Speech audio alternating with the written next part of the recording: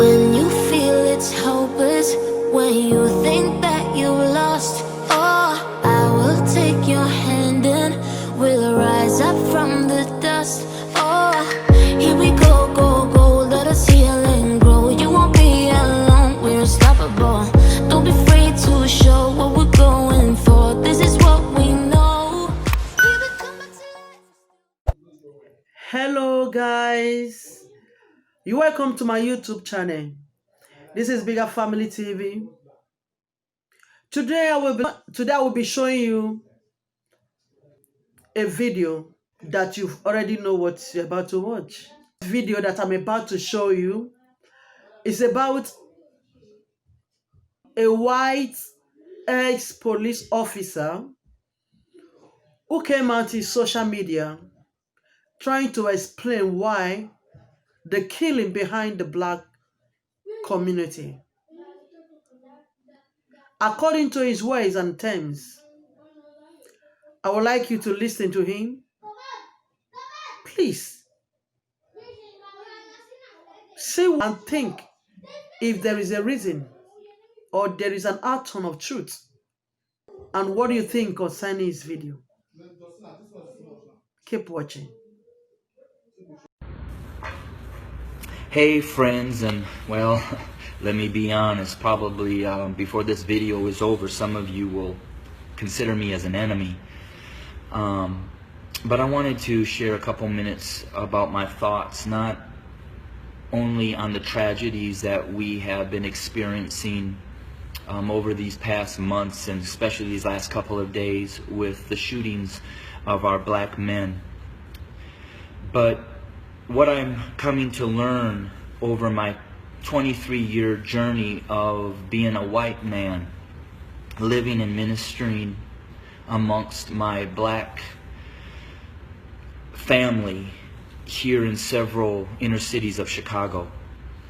And I'm going to speak very black and white because, let's be honest, it's a black and white issue. I want to take you to the book of Exodus, chapter 1, and I wanted to share a little bit of what took place prior to the rise of Moses. When I read that, it talked about that the Pharaoh became concerned and very fearful that the Hebrew slaves were growing in number and in power. So in order to maintain their oppression, he put upon them great labor. He put upon the Hebrew slaves cruelty to keep them down. However, they still grew. And so he brought together some midwives, and he instructed them that when a Hebrew boy was born, kill him. Well, these midwives did not follow, and the Hebrew slaves continued to grow. Eventually, the Pharaoh became so hatred and towards those Hebrew slaves that he made a decree. He put out an order that male baby boy Hebrew slaves were to be killed by casting them into the Nile River. Let's look at America. We brought blacks into this country as slaves. We never intended them to be anything other than a slave. But they began to grow in number and in power, and eventually they fought their way to some freedom.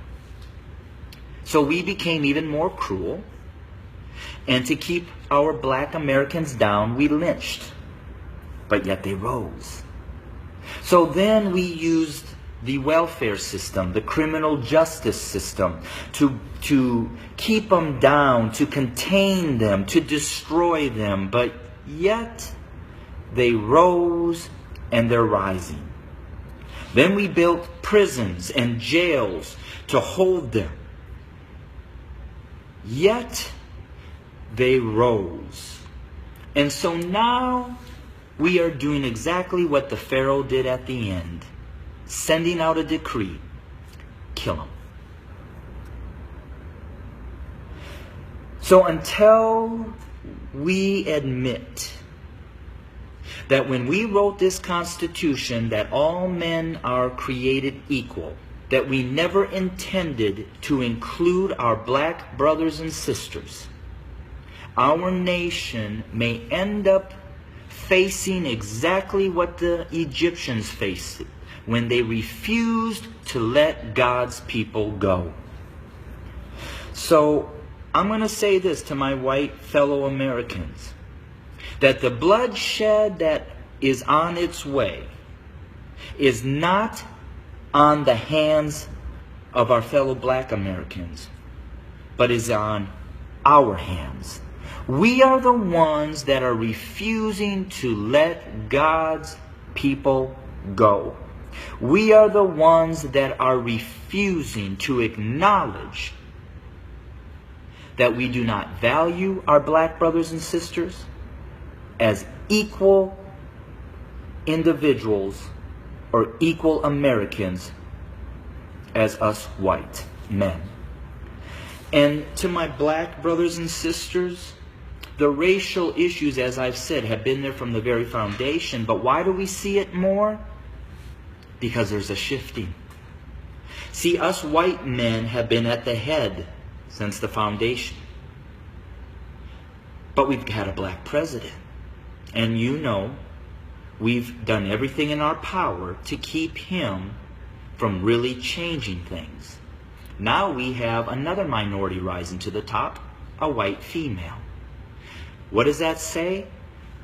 Those of us who are white men who have been at the head are now starting to see and fear that we are going to become the tail. And we know what we've done to you. And so now we're fearful that you're going to do to us what we have done to you. But I will say this. I've lived in a black community for 23 years. I've never been treated the way that this country has treated my black Americans. So I call out my white Americans to say we better heed, repent, acknowledge, and change. Because if we don't, I just want to again say this. The bloodshed that we will experience is on our hands, not the hands of our fellow black Americans. I welcome your comments. I welcome your feedback. Hit me up on Facebook or go to my webpage at www.studio2911.org. Again, that's studio2911.org.